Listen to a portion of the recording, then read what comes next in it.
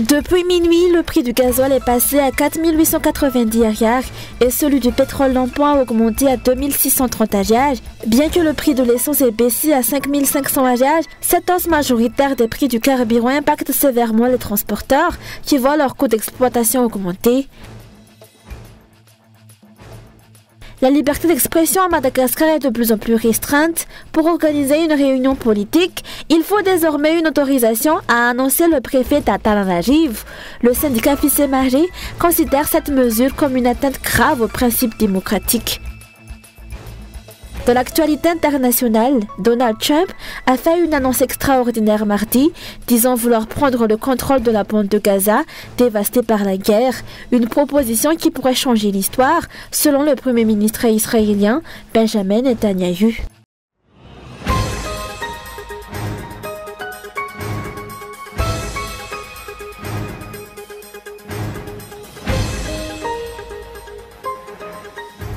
Depuis minuit, le prix du gazole a augmenté, passant de 4 760 AED à 4 890 AED, tandis que celui du pétrole lampant est désormais à 2 630 AED au lieu de 2 430 AED. Le prix de l'essence a en outre baissé, passant de 5 700 AED à 5 500 AED.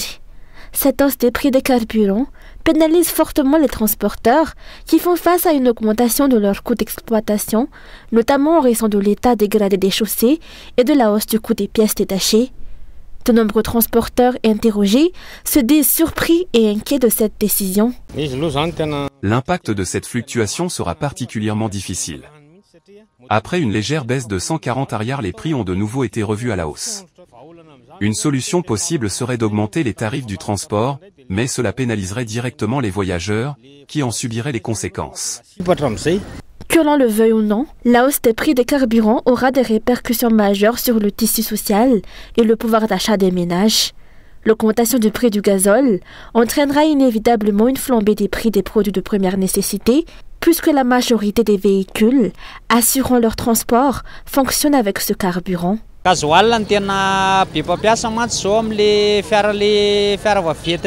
La majorité des camions de transport de marchandises fonctionnent au gazole, ce qui entraînera inévitablement une augmentation du coût des produits de première nécessité. Jusqu'à présent, la fluctuation des prix des carburants orchestrée par les dirigeants soulève de nombreuses interrogations. La révision répétée des tarifs, la dernière en date étant celle du 18 janvier, alimente le doute et l'incertitude au sein de la population. Paradoxalement, alors que les autorités invoquent la nécessité d'un apaisement, ces ajustements successifs ne font que raviver les tensions et accentuer la confusion.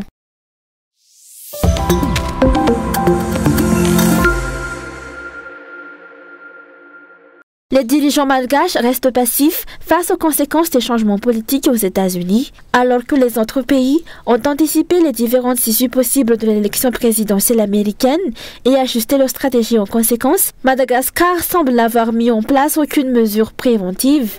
Les intentions du président Donald Trump étaient pourtant connues dès la période de campagne électorale américaine.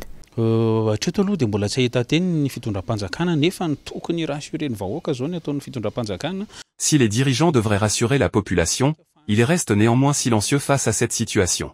Il est essentiel qu'ils présentent des politiques alternatives, notamment pour des enjeux comme la lutte contre le paludisme, dont les États-Unis sont les principaux financeurs. Il en va de même pour les questions de santé publique, telles que la planification familiale et la crise alimentaire dans le sud du pays. À ce jour, aucune réponse claire n'a été apportée. Pour moi et pour la population, l'inquiétude demeure, comment allons-nous surmonter cela ? Il est impératif que le gouvernement présente une politique plus claire lors du prochain Conseil des ministres, en exposant comment ces projets seront financés et quelles alternatives existent.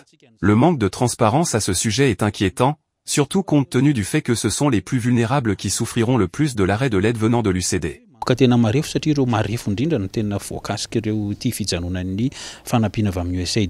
Selon les analystes, les mesures prises par le gouvernement américain devraient s'étendre à divers domaines et pourraient s'intensifier. Il est donc essentiel que toutes les parties prenantes se préparent à faire face à ces changements et à leurs conséquences, surtout si le régime en place ne prend pas les mesures nécessaires.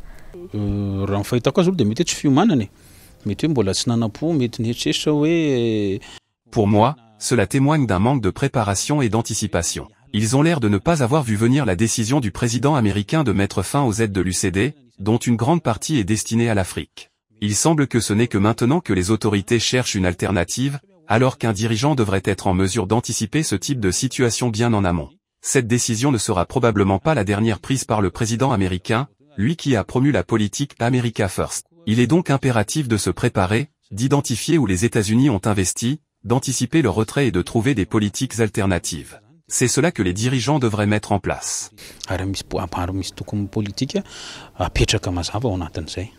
L'arrêt des activités de l'USAID aura des répercussions immédiates et significatives sur l'économie et la société malgache.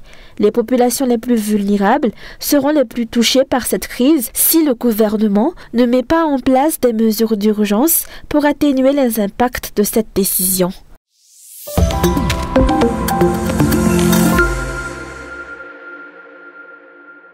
Pour organiser une réunion politique, il faut désormais une autorisation, a annoncé le préfet d'Antananarivo.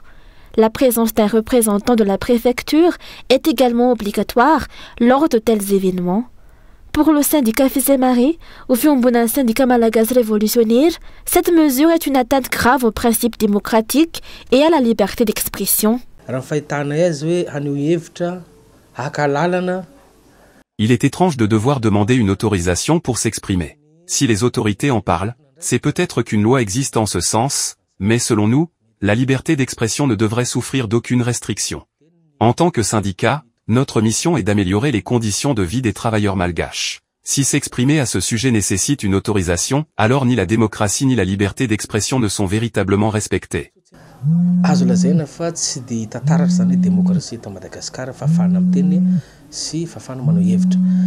Les syndicats ont pour mission de défendre les droits des travailleurs. Toute tentative de les museler ou de les discréditer est une atteinte grave aux principes démocratiques. Considérer les syndicats comme des ennemis est une erreur.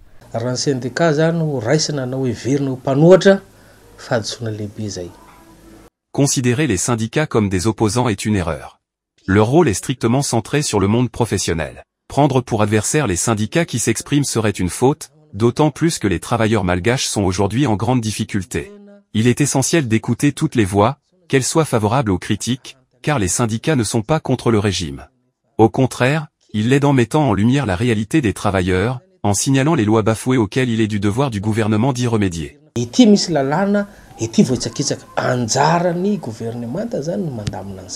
Le droit des syndicats à la liberté d'expression et à la défense des intérêts des travailleurs est garanti par les accords internationaux. Aucune forme d'entrave ne devrait y être opposée.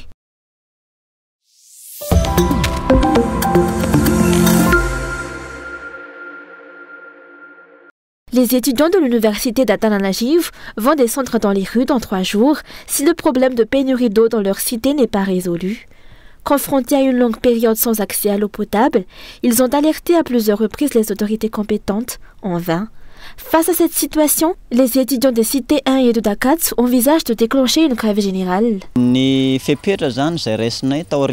avons pris les mesures suivantes. Nous revendiquons en priorité des solutions pour l'approvisionnement en eau durant ces 3 prochains jours. Si aucune solution n'est trouvée d'ici là, nous n'aurons d'autre choix que de déclencher une grève générale, avec une mobilisation dans les rues. Ce sera fait par non seulement en CAS 1, mais également dans CAS 2, chez qui nous nous approvisionnons en eau. Cette grève sera générale pour l'ensemble du campus, sans prise de responsabilité de la part des responsables. Outre les perturbations des études, le manque d'eau engendre également de graves problèmes de sécurité. Les étudiants se voient contraints de faire la queue pendant de longues heures, souvent la nuit, pour obtenir de l'eau, ce qui les expose à des risques et perturbe leur tranquillité. Après avoir épuisé toutes les voies de recours possibles, les étudiants envisagent désormais d'intensifier leur mobilisation pour faire face à cette situation.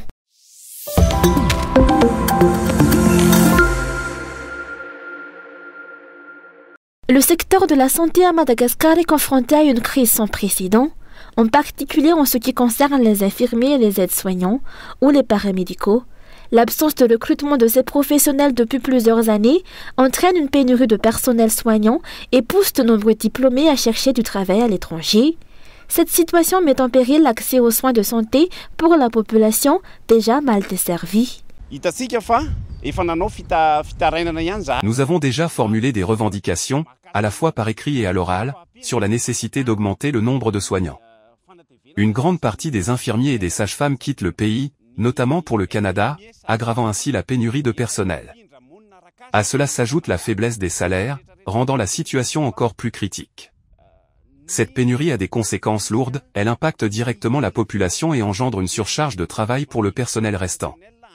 Face à une telle situation, le syndicat ne peut rester silencieux. Le président du syndicat des paramédicaux a déploré les promesses vaines des autorités sur le versement d'une indemnité d'éloignement et une indemnité de risque pour le personnel de la santé. Ces promesses, faites depuis le début de la crise sanitaire du Covid-19, n'ont toujours pas été tenues, malgré les nombreuses relances. En tant que paramédicaux, nous avons déjà formulé des demandes, tant par écrit qu'à l'oral, concernant l'indemnité d'éloignement. Très peu de paramédicaux en bénéficient, et ceux qui y ont droit perçoivent tous le même montant. Cela crée une démotivation, en particulier pour ceux qui sont affectés dans les zones rurales éloignées, car la somme versée reste la même pour tous mais ne tient pas compte de la distance. Ce n'est pas juste. Il y a également l'indemnité de risque. Notre travail expose quotidiennement à des maladies et à des risques d'insécurité, mais l'indemnité de risque est actuellement de 0 ariari. Lors de la période du Covid-19, il nous a été promis que l'indemnité de réquisition serait remplacée par une indemnité de risque, mais jusqu'à aujourd'hui, cette promesse n'a pas été tenue. Face à cette situation, le syndicat des paramédicaux lance un appel d'urgence aux autorités pour qu'elles améliorent les conditions de travail des professionnels de la santé. Les paramédicaux dénoncent les faibles salaires, le blocage des recrutements et les harcèlements dont ils font l'objet lorsqu'ils expriment leurs préoccupations.